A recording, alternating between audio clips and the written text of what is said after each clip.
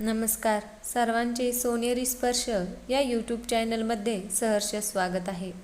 चॅनलवर नवीन असाल तर चॅनलला नक्की सबस्क्राईब करा. गणेशोत्सव भाषण. हरिसी विघ्नजनांचे असा तू दिनांचा राजा. हरिसी विघ्नजनांचे असा तू दिनांचा राजा. स्वीकार देवराया तुझ्या चरणी साष्टांग दंडवत माझा. स्वीकार देवराया तुझ्या चरणी साष्टांग दंडवत माझा.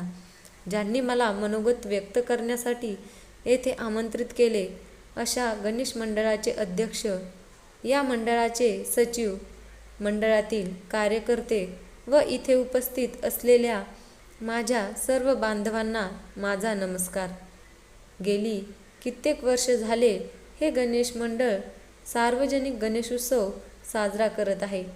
मोठ्या शहरांमध्ये मोठमोठाले गणेशोत्सव साजरे होत आहेत. त्याचप्रमाणे हा गणेश मंडळ देखील त्यांच्या तुलनेत अत्यंत उल्लेखनीय अशी कामगिरी करत असतो.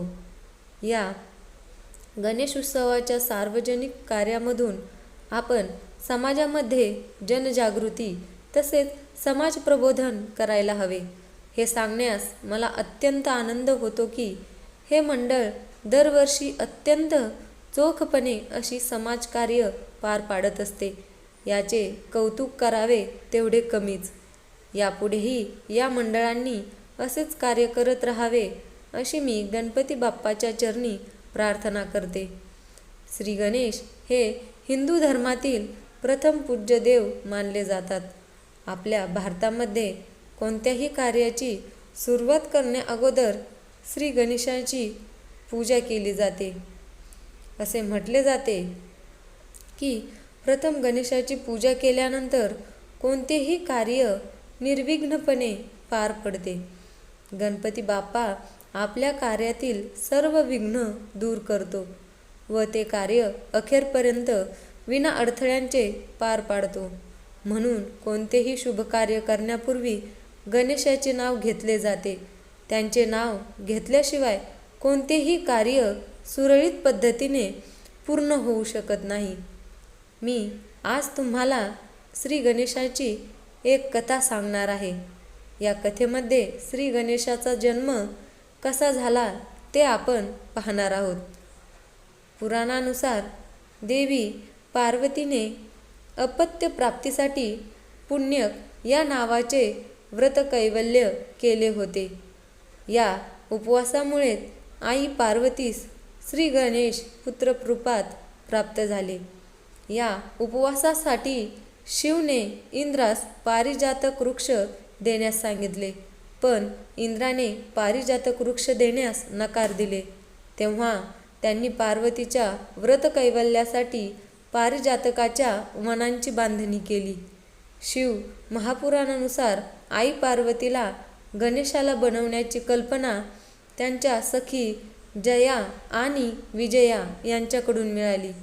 त्यांच्या सखींनी पार्वतीला सांगितले की नंदी आणि इतर गण फक्त महादेवाच्या आज्ञेचे पालन करतात, म्हणून आपण देखील एक असा गण तयार करावा जो फक्त तुमच्याच आज्ञेचे पालन करेल.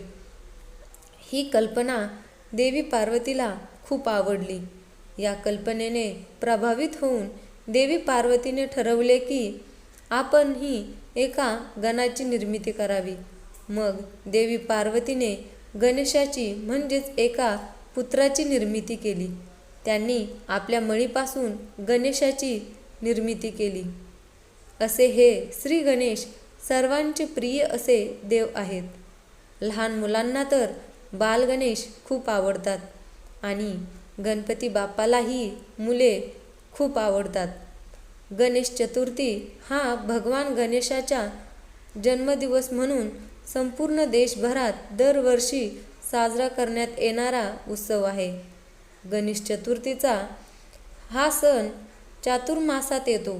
या दिवशी पार्थिव गणेशाची स्थापना होते आणि 10 दिवसानंतर अनंत चतुर्थीला गणेश मूर्ती विसर्जित केली जाते. हा 10 दिवसाचा उत्सव मोठ्या थाटामाटात साजरा केला जातो. या सार्वजनिक गणेशोत्सवाची सुरुवात लोकमान्य टिळकांनी 1894 विंचुरकर वाड्यातून केली होती. यामागे त्यांचा हेतू स्वतंत्र लढ्याबाबत लोकांमध्ये जनजागृती निर्माण करणे व लोकांचा एकोपा वाढवणे हा होता. तेव्हापासूनच सर्व भारतामध्ये गणेश उत्सव हा मोठ्या थाटामाटात साजरा केला जाऊ लागला. धन्यवाद.